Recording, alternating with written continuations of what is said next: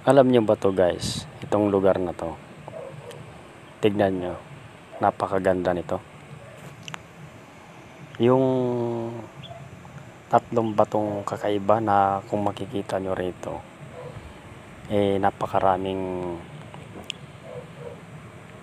tumutubong halaman dito sa ibabaw ng bato na to. At talagang napakaganda yung itsura ng bato, para siyang kabuti, o kung tawagin na iba, payong-payong. Ito guys, oh, ayan oh, napakaganda. Alam niyo ba yung mga nakikitang mga halaman dyan, o kahoy na tumutubo?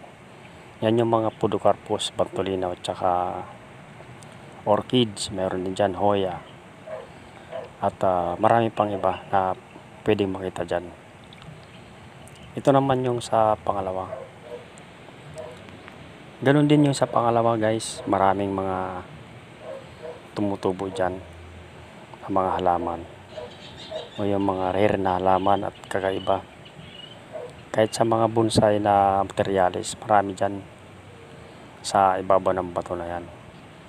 Tapos dito sa pangatlo, ganun din yung mga makikita dyan, at iba't ibang uri na halaman, at napakayaman sa materialis yung mga tumutubo sa area na to at sa ibabaw ng bato na to.